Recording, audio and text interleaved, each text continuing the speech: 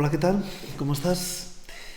Vamos a continuar con esta consideración acerca de modos de elección que San Ignacio propone en el libro de los ejercicios y en este caso a partir del número 178, lo que es llamado por Ignacio el tercer tiempo. Entre los números 178 al número 183 del libro de los ejercicios. El tercer tiempo, decíamos ayer, es el tiempo que podríamos denominar como más sereno, tiempo tranquilo, pero el que sea sereno y tranquilo no significa que sea amorfo, es decir, que no tenga forma, que sea una especie de tiempo plano, no, para nada es un tiempo plano. La persona es verdad que no está embargada por esa alternancia de sentimientos, de consolación y desolación, sino que predomina una actividad, podríamos decir, más cognoscitiva, intelectual, cerebral, de la propia libertad. ¿De acuerdo? Es decir, una persona que no tiene especial experiencia de tener grandes consolaciones o grandes desolaciones, y ya no digamos experiencias de la inmediatez de Dios, que pueden ser mucho más claras en su esencia. No, sino es una persona, sobre todo, que se sienta más cómodo en ese tiempo, como digo, sereno, tranquilo, discerniendo razones en favor o razones en contra.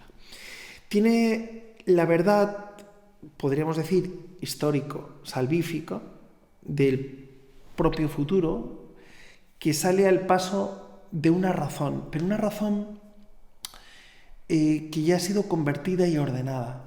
Esto es importante. Es decir, no es cualquier razón, no es una mente racionalista, cartesiana. No. Es una razón que previamente ha sido iluminada ya por la fe, ha sido suficientemente purificada.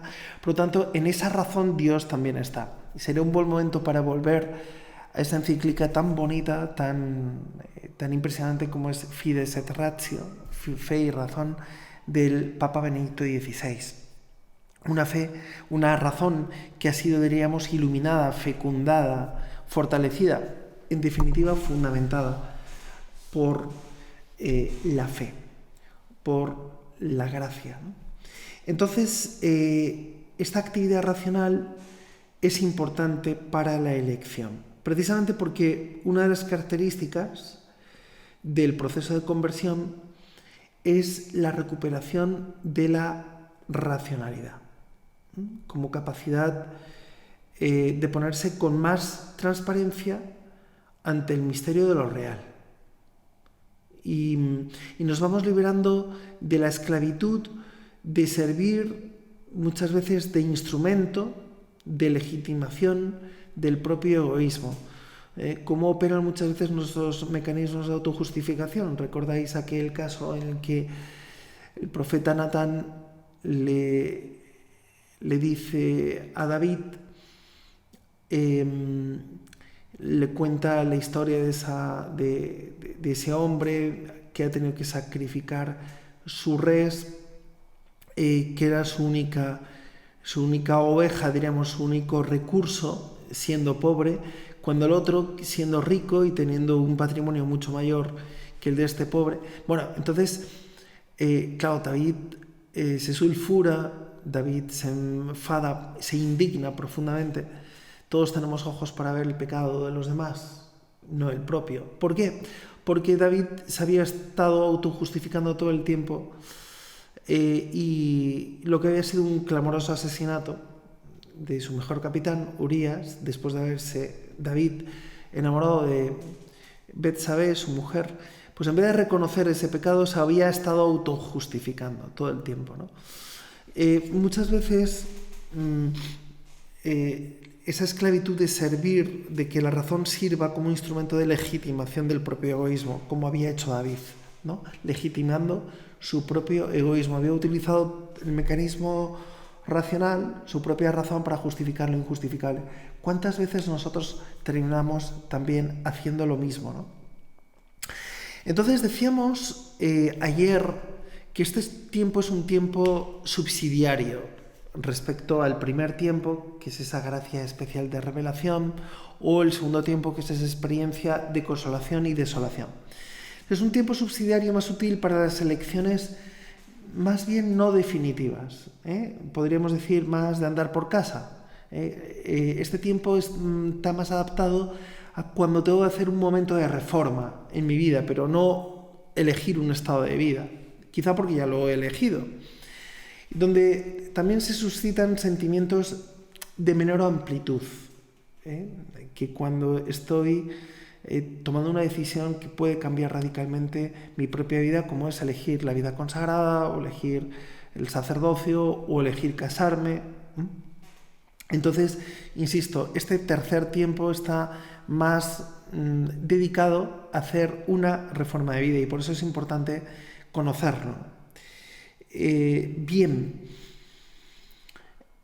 por tanto, es útil tener en cuenta que este tercer tiempo de elección constituye siempre un análisis útil, con tal de que se eviten ciertos mecanismos de racionalización y la tendencia de algunos de hacer girar la mente como una especie de noria, de meternos en una especie de dinámica que da vueltas sobre uno mismo, una especie como de carrusel, de tío vivo.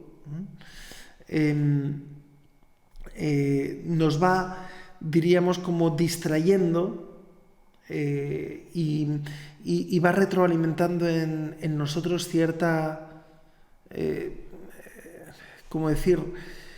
cierta tendencia a dialogar con nuestros propios pensamientos. Aquí no se trata de meternos en una, creo que en Argentina se dice calesita, ¿no? Una calesita, en un carrusel de estos de feria, ¿no?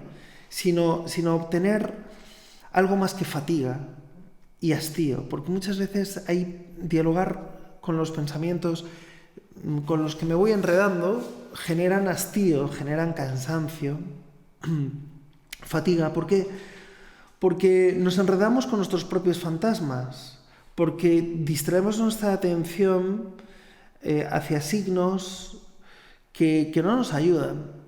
Y a nosotros lo que nos interesa es el signo del Espíritu Santo, los signos del Espíritu Santo.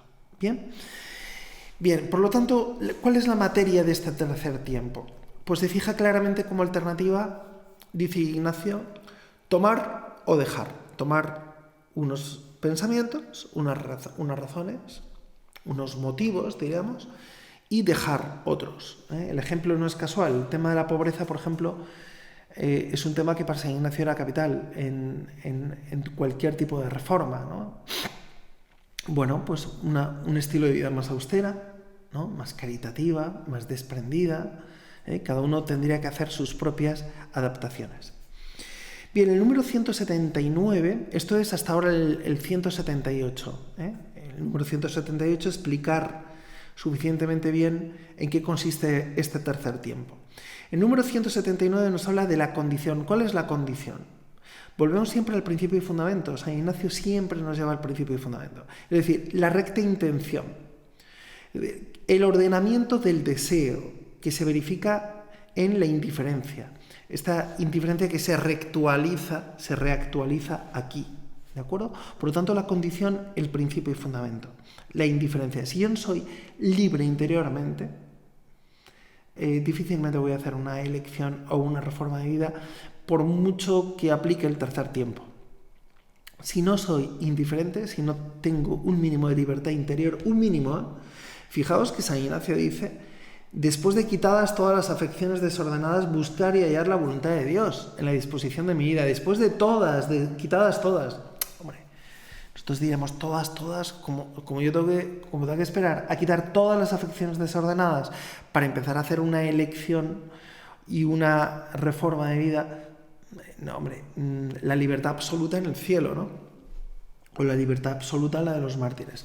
Nosotros podríamos decir, hombre, todas, vamos a atender a ello, ¿no? Vamos a atender a ello. Pero diríamos suficientemente. Es decir, quitadas aquellas suficientemente para que nos dejen obrar y operar con esa libertad mínima que nos permite buscar y hallar, es decir, discernir y encontrar lo que Dios quiere en este momento de mi vida. Bien, el número 180 se nos habla ya no de la condición, se nos habla de la gracia que se pide. ¿Y qué gracia pedimos aquí? Bueno, pues que Dios mueva mi voluntad a donde Él quiera. Fijaos, que mueva mi voluntad a donde Él quiera. Esa conversión de mi proyecto personal al suyo. Y hay que discurrir bien mis facultades purificadas por la gracia, elegir conforme a su voluntad, y el término siempre es la libertad, la madurez del hombre que elige abrirse al don gratuito.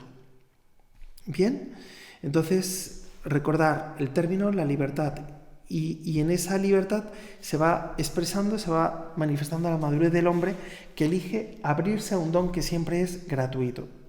Por eso que hay que discurrir bien, y la forma de discurrir bien, de racionalizar bien, podríamos decir, es que mis facultades estén purificadas por la gracia. ¿Y cuáles son mis facultades? Bueno, pues mi memoria, mi entendimiento, mi voluntad, ¿de acuerdo? Qué importante, por tanto, es que Dios mueva mi voluntad a donde Él quiera. La conversión de mi proyecto al suyo. De nada sirve dar vueltas a mi proyecto. Eso significa discurrir bien. El número 181, San Ignacio nos habla del criterio. Fijaos, nos ha hablado de la condición, nos ha hablado de la gracia que hemos de pedir, y ahora nos dice del criterio. ¿Cuál es el criterio de evaluación de los motivos? Bueno, pues es claro, su calidad evangélica. Es decir, tenerlo formalmente, al menos formalmente, presente es clave. Se trata de ponderar, pondus, que es peso, de ponderar la calidad evangélica de los motivos que de hecho me mueven. Es decir, ¿cuáles son esos motivos que te mueven para sacar adelante un proyecto? ¿Cuáles son esos motivos? Piénsalos. Porque si esos motivos no tienen una calidad suficientemente evangélica, tu reforma de vida va a estar no solamente pendiente de un hilo, sino se va a diluir rápidamente. Que tengan realmente calidad evangélica, que tenga pondus, que tenga peso. Bien, condición, gracia, criterio. Y ahora, en el número 182, San Ignacio nos habla de la llamada moción racional, es decir, la inclinación de la recta razón, el descubrimiento de esa verdad salvífica en mi historia. Fijaos, la moción sensual, la moción que siento a nivel de sentidos, esa inclinación de la carne en sentido bíblico, ese deseo emancipado de la oferta salvífica de Dios, tener conciencia de cuál es la calidad de mi moción racional. Una moción racional frente a una moción sensual. Una moción racional que significa inclinación de la recta razón frente a una moción sensual que nos habla de la inclinación de la carne, de lo instintivo, de lo que es básico, de lo que... ¿no? Entonces, aquí, ¿cuál es mi moción racional? No me pueden mover mociones sensuales, sino moción racionales. Es ahí donde soy libre. No estoy vendido a la inclinación instintiva de la carne, en el sentido bíblico. Aquí el deseo está emancipado, en esta moción sensual, el deseo está emancipado respecto a la oferta salvífica de Dios. Y en la moción racional, mi deseo está integrado en esa oferta salvífica de Dios. Por lo tanto, hay que examinar mucho cuáles son esas mociones. Aunque revistan un cariz muy racional al principio, pero después pueden esconder también ese nivel de instintividad. Todos, cuando nos podemos hacer números en casa, todos vamos a hacer muy bien cuentas, ¿no? Y si llegamos a final o no de mes, y parece como que somos muy lógicos, muy racionalistas, pero en el fondo, ¿cuál es la emoción que nos mueve? ¿No? Bueno, pues el tener un cierto nivel de confort, tener un cierto nivel de bienestar, ¿no? Bien, a veces no estamos tan desprovistos como creemos de las emociones sensuales. Bien, el número 183, San Ignacio, y también el número 188, San Ignacio nos habla de la confirmación. La confirmación, que en los ejercicios y en la elección siempre se presenta en forma de oblación. Una forma de oblación, es decir, elegir aún en lo poco, es retomar libremente al Señor lo que a Él le pertenece. O sea, mi vida entera te pertenece a ti, Señor. con todas sus vicisitudes. Pero yo la ofrezco, yo me ofrezco con ella, ¿no? Esa oblación. Entonces, la confirmación se presenta siempre en forma de oblación. Aquello que no ofrezco, difícilmente Dios lo va a confirmar. Aquello, si yo no me ofrezco con eso que le presento al Señor, difícilmente Dios lo va a confirmar. A veces yo puedo ofrecer cosas en las que ni siquiera va un gramo de mi persona, de mi voluntad, de mi afectividad, ¿no? A Dios yo tengo que ser indiferente a la hora de elegir, pero a la hora de presentar tengo que dejar la indiferencia y tengo que poner toda la carne en el asador. No sé si me explico. Es decir, la indiferencia es un método para elegir, para quitarme de todo eso que me puede condicionar negativamente a la hora de buscar y hallar la voluntad de Dios. Pero una vez que lo he encontrado y que lo ofrezco, ahí tengo que dejar de ser indiferente. Ahí tengo que elegir, tengo que poner toda la carne en el asador. Y es ahí como Dios me confirmará. El número 184, San Ignacio nos habla del llamado segundo modo, que tiene la misma finalidad que la anterior. Es decir, consiste en una técnica proyectiva de contraste con las instancias últimas de la libertad. Qué importante es ese contraste, esa confrontación con las instancias últimas de la libertad. Más que de un ejercicio, se trata de una serie de principios normativos, que nos ayudan a someter la elección, una elección que siempre es contingente, que siempre está inscrita dentro de los parámetros espaciotemporales, porque somos temporales, somos limitados, somos criaturas, a un juicio escatológico, que es el de Dios. Entonces, la primera regla describe el fin de la experiencia en tanto que doble gracia que cierra el círculo de la elección como participación de la misma caridad divina. Fijaos lo que dice San Ignacio: por la inminencia del Espíritu, el hombre, eligiendo desde su libertad, ama con el amor de Cristo vuelto al Padre. Es decir, esto es fundamental como primera regla. Es decir, describe el fin de la experiencia en tanto que doble gracia que cierra el círculo de la elección. Es decir, yo participo de la misma caridad divina. La espiritualidad ignaciana es de participación. Yo participo de la misma caridad de Dios. ¿Cómo participo yo de la misma caridad de Dios? Pues por la inminencia del Espíritu. Es como elijo desde la libertad. Amo con el amor de Cristo vuelto al Padre. Es así como yo tengo que elegir. Si yo no participo previamente del amor de Cristo al Padre, si mi amor de caridad no es un amor de participación del amor de Cristo hacia el Padre, toda elección mía estará tocada de raíz, estará viciada de raíz. ¿Por qué? Porque mi libertad, reconozcámoslo, está condicionada por el pecado original. No tengo una libertad absolutamente pura.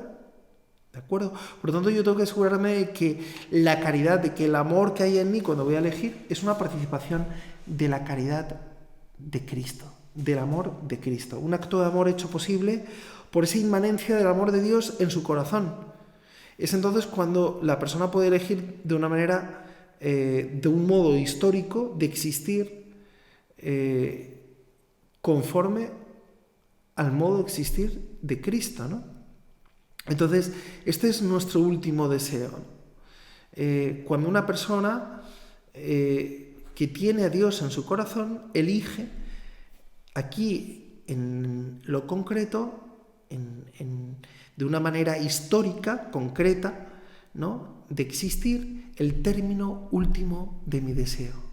Es decir, dicho de otra manera, lo que te hubiera gustado decir el día que estés en el juicio final, si Dios te preguntara en este momento, en aquel momento, ¿y qué te hubiera gustado hacer?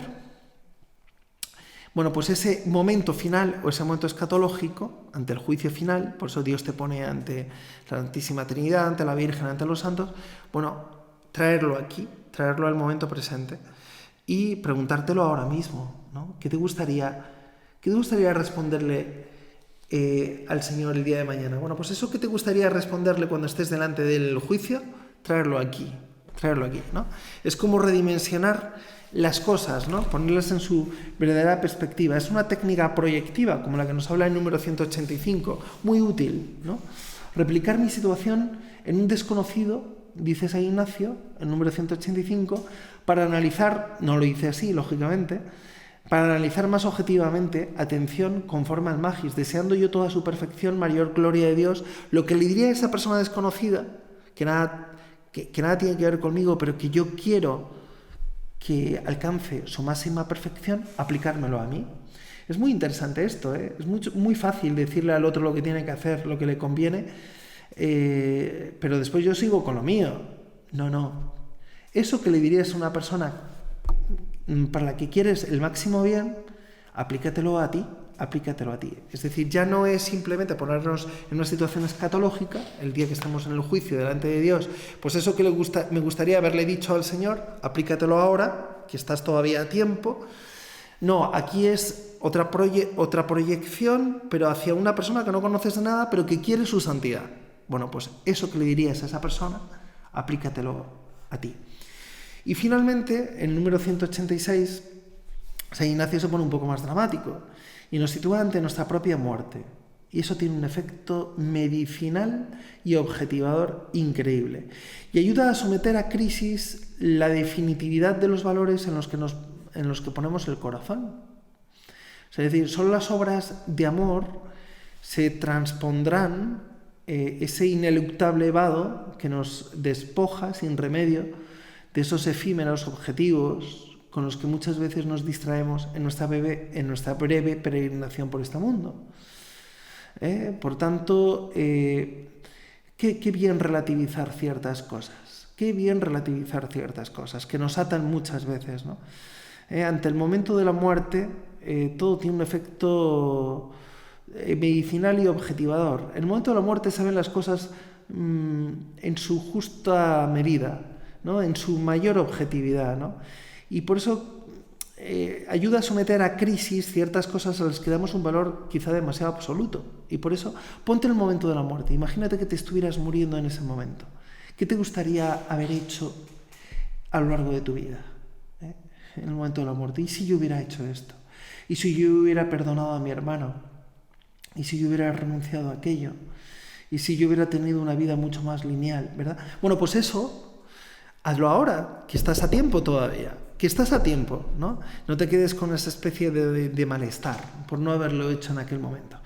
Por eso San Ignacio, con estas técnicas proyectivas, ante mi propia muerte, ante lo escatológico, ante una persona que no conozco de nada, es muy útil, es muy pragmático para aclarar cuáles son mis motivaciones y mis razones a la hora de tomar decisiones que afecten a mi propia reforma de vida. Y finalmente, en el número 187, la buena elección es la que resiste ante el juicio escatológico. Es necesario poner en crisis la autenticidad de nuestra calidad de vida, que suele tener poco que ver con lo que nuestra cultura consumista se designa por tal, no lo olvidemos. Con el juicio escatológico de Dios, ya sabemos cuál es la materia de ese examen. Capítulo 25 de San Mateo. El amor con que hemos acogido al verdadero Cristo histórico que nos ha salido al paso de los pobres de todo signo. Tontos seríamos, podríamos decir, tontos seríamos de no tomarnos muy en serio y seriamente el pulso con el criterio definitivo que Dios nos ha revelado, ¿no? Pues bueno, que saquemos provecho de esta consideración. Gloria al Padre, al Hijo y al Espíritu Santo, como era en el principio, ahora y siempre, por los siglos de los siglos. Amén.